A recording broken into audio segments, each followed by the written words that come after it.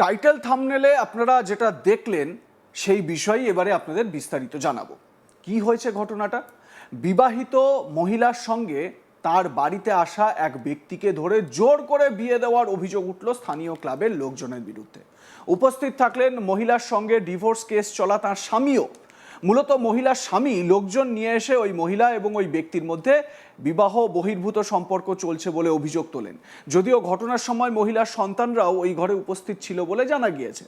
স্থানীয় সূত্রে খবর, ওই ব্যক্তি বিজেপির এক নেতা, যার নাম পাপ্পু চক্রবর্তী। পূর্ব বর্ধমানের বড়নীলপুর এলাকায় অস্থায়ী বাসিন্দা, আসল বাড়ি বর্ধমানের বোরহাটে। অন্যদিকে ওই মহিলা স্বামীর সঙ্গে ডিভোর্সের মামলা চলার কারণে সন্তানদের নিয়ে আলাদা থাকেন, সেপারেশনে থাকছেন। একটি অনলাইন কোম্পানিতে ডেলিভারির কাজ করেন। অভিযোগ, দীর্ঘদিন ধরেই বড়নীলপুরের বাসিন্দা ওই গৃহবধূর বাড়িতে আনাগোনা ছিল বিজেপি নেতা পাপ্পু চক্রবর্তীর। দুদিন আগে রাতে পাপ্পু চক্রবর্তী যখন মহিলার বাড়িতে যান, সেই সময় মহিলার স্বামী পাড়ার ও স্থানীয় ক্লাবের লোকজনকে নিয়ে বাড়ির গেটে তালা মেরে দেন। অভিযোগ, তারপর এক প্রকার জোর করেই পাপ্পু চক্রবর্তীকে ওই মহিলাকে বিয়ে করতে বাধ্য করা হয়। ঘটনায় মহিলা জানান, পাপ্পুকে তার স্বামী বাড়িতে নিয়ে এসেছিলেন, পরিচয় করিয়ে দিয়েছিলেন তার সঙ্গে। তারপর যখন তিনি স্বামীর অত্যাচারের ডিভোর্স ফাইল করতে বাধ্য হন এবং একা ছেলে মেয়ে নিয়ে অন্যত্র থাকতে শুরু করেন, তখন পাপ্পু বন্ধু হিসেবে তার পাশে এসে দাঁড়ান। এদিনও যখন তার নামে মিথ্যা অভিযোগ করা হচ্ছে, তখনও বাড়িতে তার সন্তানরা উপস্থিত ছিল। পাপ্পু শুধুমাত্র তার ভালো বন্ধু, অন্য কোনো সম্পর্ক তাদের মধ্যে নেই। কিন্তু তার স্বামী নিজের বিবাহ বহির্ভূত সম্পর্ককে চাপা দেওয়ার জন্য তার নামে মিথ্যা অভিযোগ তোলেন। মহিলা বলেন, ক্লাবের লোকজন যখন বললেন যে তোমরা বিয়ে করে নাও, আমরা বিয়ে করে নিয়েছি, এখন পাপ্পুই আমার স্বামী। ক্লাবের লোকজন বলে গিয়েছেন, এখন থেকে আমরা স্বামী স্ত্রী। এরপর কোনো রকম সমস্যা হলে আমরা যেন ক্লাবকে জানাই, ক্লাব পাশে থাকবে। এখন আর পাপ্পুর এখানে আসায় কোনো বাধা নেই। অন্যদিকে পাপ্পুও ডিভোর্সি। তিনি বলেন, মহিলার সঙ্গে আমার কোনো অবৈধ সম্পর্ক নেই, আমরা ভালো বন্ধু। আমারও একটা সন্তান আছে, ডিভোর্সের পর সে তার মায়ের কাছে থাকে। মহিলা আমার ভালো বন্ধু। তবে এদিন যখন ক্লাবের লোকজন জোর করলেন বিয়ে করার জন্য, সিঁদুর পরানোর জন্য, আমি তাই করেছি। বিজেপি নেতা পাপ্পু চক্রবর্তী এ বিষয়ে কি বলেছেন, শুনুন তার বক্তব্য। সেরকম কিছু ছিল না, এমনি দেখা পরিচয় ছিল, দেখা দেখভাল আসতাম মাঝে মধ্যে বাচ্চাগুলোকে দেখতে, ঠিক আছে। আজকেও সন্ধ্যাবেলা সেটাই হয়েছিল। তো ওর বাবা হঠাৎ করে এসে ঝামেলা শুরু করে দেয়। ঝামেলা শুরু করতে চেঁচামেচি দেখে ক্লাবের ছেলেরা আসে, প্রতিবেশীরা আসে। তখন বললো যে ঠিক আছে, তোমাদের ঝামেলা তাহলে এটা যখন সন্দেহের জায়গায় চলে গেছে, তুমি তাহলে বিয়ে করে নাও। আমি বললাম, বিয়ে করলে সমস্যা শেষ হয়ে যাবে? বললো হ্যাঁ। বিয়ে করে নিলাম, সমস্যা শেষ হয়ে গেল। কোথায় বাড়ি আপনার? আমার বাড়ি বোরহাটে। আমি এখানে নীলপুরে আছি প্রায় অনেক বছর, 20 বছর উপরে, 22 বছর হয়ে গেল। কি করেন আপনি? আমি গাড়ি চালাই। না, আপনার কি স্ত্রী আছে? আমার ডিভোর্স হয়ে গেছে, 2 বছর হয়ে গেল, 22 সালে ডিভোর্স হয়ে গেল। ছেলে মেয়ে? ছেলে একটা আছে, ওর কাছে থাকে। স্থানীয় বাসিন্দা বিপ্লব দাস, তিনি কি বলছেন এই ঘটনা সম্পর্কে, তার কি মত, শুনুন। হয়েছে বলতে, দীর্ঘদিন ধরে এরকম আসা যাওয়া করে। ওর স্বামী, যে পুরনো যে স্বামী, সে এসে ঝামেলা করছিল। আমরা ভাবলাম যে কী ব্যাপার, কী ঝামেলা হচ্ছে। তো আমরা গেলাম, তো স্বামী বলছে এরকম আমার বউর সঙ্গে অবৈধভাবে সম্পর্ক আছে, থাকে এরকম দীর্ঘদিন ধরে। এরকম ভিডিও আরও আছে, ও দেখালো মোবাইলে। দিয়ে তারপরে আমরা ঝামেলা করার পরে ও বললো আমি চলে যাচ্ছি। আমি চলে গেলে তো এইভাবে হবে না। তখন কিছু পাড়ার লোক ছেলে মিলে আমরা, তোর বিয়ে করতে হবে। তখন আমরা জোরজবস্তি করাতে ও সিঁদুর পরিয়ে দেয়। দিয়ে এলাকাবাসীরা মিলে আর আপনারা মিলেই বিয়ে দিলেন? আমরা কিছু ছেলেরা ছিলাম, কিছু মহিলা ছিল, যে সিঁদুর পরানো হয়। সে বিজেপি করতো? হ্যাঁ, বিজেপি করতো।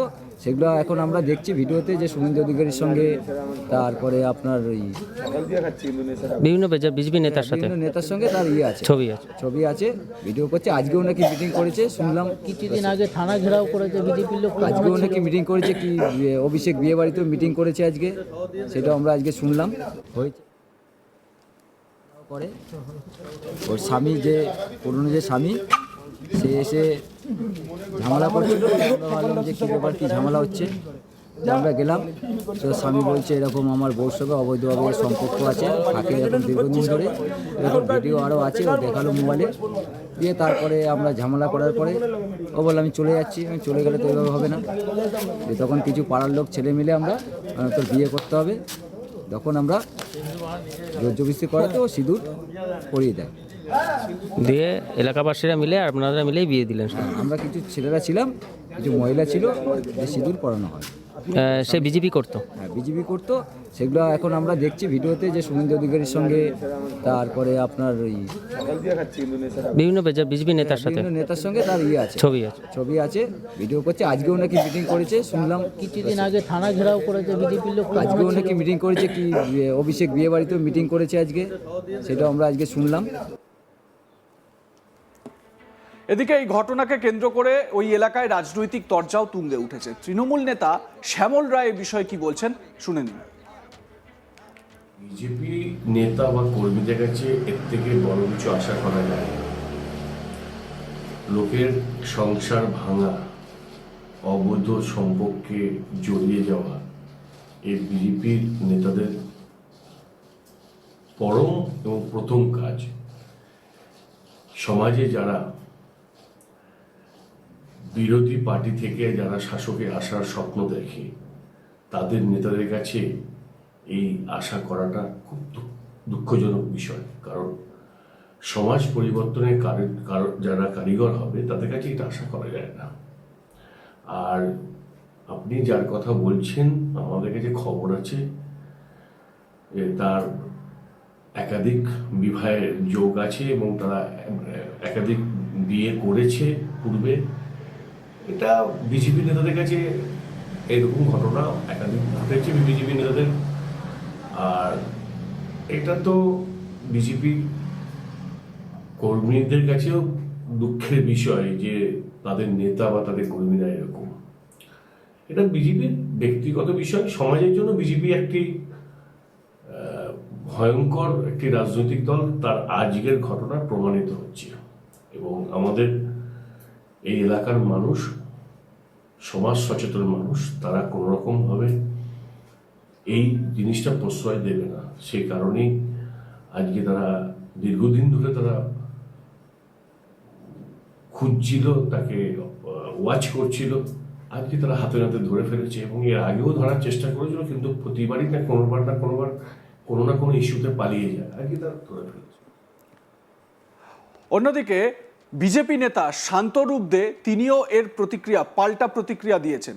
কি বলেছেন শোনাবো আপনাদের।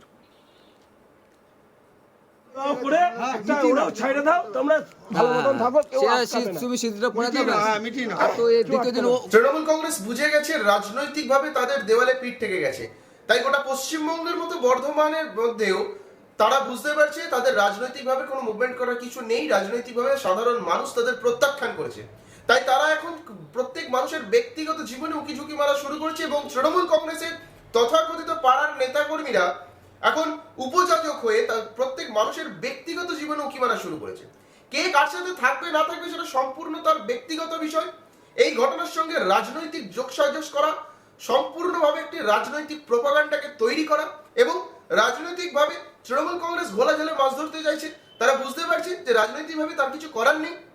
তাই সাধারণ মানুষের ব্যক্তিগত জীবনের সঙ্গে রাজনীতিকে ওতপ্রোতভাবে জড়িয়ে দিয়ে তারা রাজনৈতিক ফায়দা তুলতে চাইছে। একজন ব্যক্তি, তিনি প্রাপ্তবয়স্ক, যার সাথে থাকছেন তিনিও প্রাপ্তবয়স্কা। সুতরাং কে কার সাথে থাকবে না থাকবে সেটা তাদের ব্যক্তিগত বিষয়। লাইক কমেন্ট শেয়ার করতে ভুলবেন না। দেখতে থাকুন আজ তাক বাংলা। সাবস্ক্রাইব করুন ইউটিউব চ্যানেলটি, বেল আইকন প্রেস করুন নোটিফিকেশন পেতে।